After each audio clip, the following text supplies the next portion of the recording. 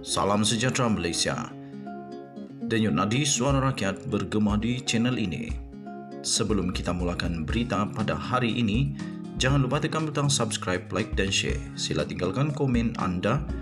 Denyut nadi suara rakyat terus bergema di channel ini.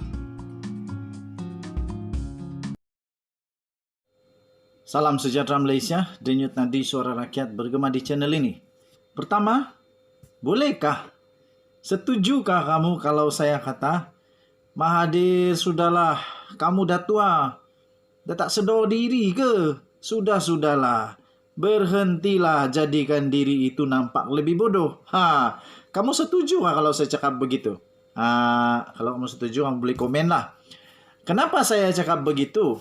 Pada usia 97 tahun ini, Datuk Seri pula, Tun Dr. Mahathir Mohamad sepatutnya sudah berhentilah, pergilah buat amal banyak-banyak dan bukan masanya untuk dia berpolitik lagi. Kerana pertama, relevan atau tidak relevan, bagi saya dah tak relevan lagi lah. Dah terlalu tua, ideologi, fahaman, falsafah, mungkin dia wisdom dia banyak lah. Tapi mungkin ada wisdom dia yang dah tak relevan lagi untuk politik Malaysia pada hari ini. Terutama sekali bila dia kata khawatir kemampuan Anwar untuk urus negara. Okeylah, kita tidak nafikan.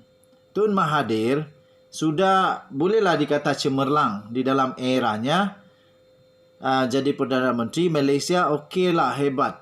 Memang tak dinafikan. Tapi selepas itu, selepas saja era Mahathir, segala-galanya berubah.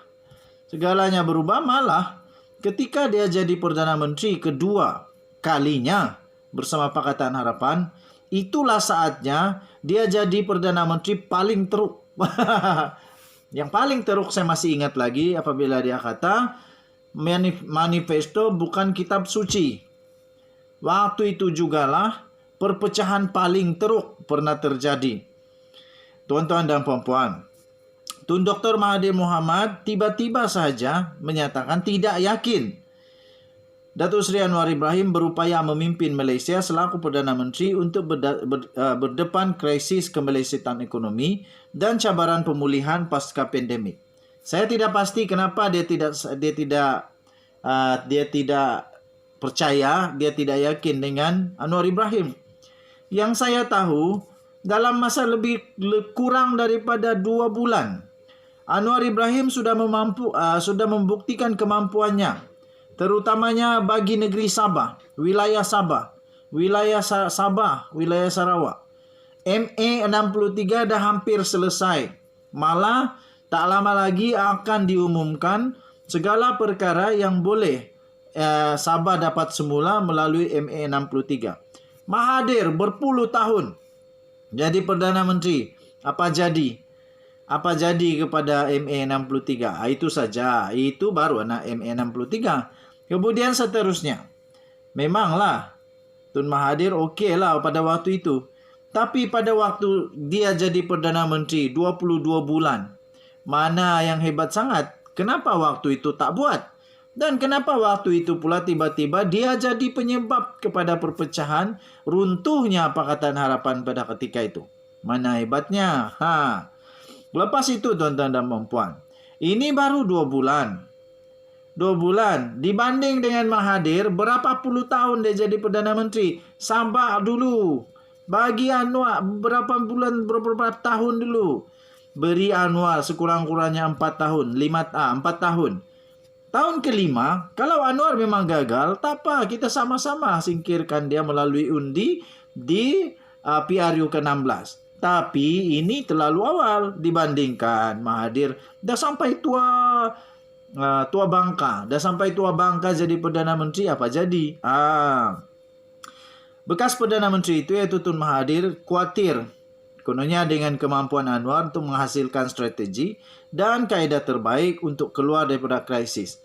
Apatah lagi fokus pengerusi Pakatan Harapan itu dilihat tertumpu kepada usaha mengekalkan jumlah sokongan di Dewan Rakyat. Mana ada. Sekarang Anwar Ibrahim tak lagi sibuk berpolitik. Tapi ada orang tarik dia supaya politik sampai Anwar kata jangan kacau dia lagi buat kerja. Bagi dia peluang untuk kerja untuk rakyat. Jangan lagi kamu kacau dia dengan coba untuk tumbangkan dia. Kalau kamu tak coba tumbangkan dia, Anwar boleh buat kerja sebagai Perdana Menteri. Malangnya ramai orang sangat yang mau jadi Perdana Menteri. Termasuk Tun Mahathir kot. Ini mungkin saja, tak pastilah. Okey, jadi kalau Mahathir nak jadi Perdana Menteri pun saya rasa sudah tidak sesuai lah. Dan tak relevan langsung impian itu sekarang. Kerana apa? Jangankan menang, deposit pun dia tak dapat. Sepatutnya sebenarnya saya fikir apa yang Tun Mahathir punya suara ini tak layak lagi untuk dikeluarkan di newspaper. Sebab dia punya undi berapa ribu je. Aduh, kesian betul. Berapa ribu saja undi dia. Malah ada orang yang lebih baik undinya daripada Tun Mahathir. Dr. Mahathir berkata, ia terbukti berdasarkan prestasi Anwar ketika berada dalam kerajaan lebih 20 tahun lalu dan mendakwa bekas timbalannya dalam kabinet ketika itu tidak dapat menangani masalah ketika menjadi pemangku Perdana Menteri pada tahun 1997. Aku tidak tahulah. Mahathir punya mungkin otak mesin yang boleh ingat satu persatu. Tapi kalau datuk saya, umur dia 90 tahun, dia dah nyanyuk habis. Dia tak boleh ingat dah 20 tahun yang lalu punya cerita, mana dia ingat lagi. Tapi mungkin Mahathir lain ceritanya. Kan dia ini Dr. Mahathir. Dia ini kan legend of the legend. Mungkin jugalah, kita tidak pasti. Tapi dia kata pada ketika itu Anwar gagal ketika jadi Perdana Menteri. Masalahnya yang Anwar dipecat tu kenapa? Jadi belum sempat Anwar betul-betul kasih keluar dia punya power, dah kena dengan Tun Mahathir. Selain itu beliau juga turun mendakwa Anwar yang juga selaku Menteri Keuangan pada ketika itu kononnya gagal mencari jalan penyelesaian apabila krisis keuangan melanda dan rela mengikut pendapat daripada Tabung Kewangan Antarabangsa IMF dan Bank Dunia yang berisiko menyebabkan Malaysia muflis. Tun Mahathir, itu 20 tahun lalu. 20 tahun lalu, Mahathir pun hebat tau. Betul. Tapi sekarang mana hebat lagi? Dulu 20 tahun yang lalu mungkin Anwar Ibrahim tak hebat. Tapi sekarang Anwar Ibrahim bukan Anwar Ibrahim yang 20 tahun lalu.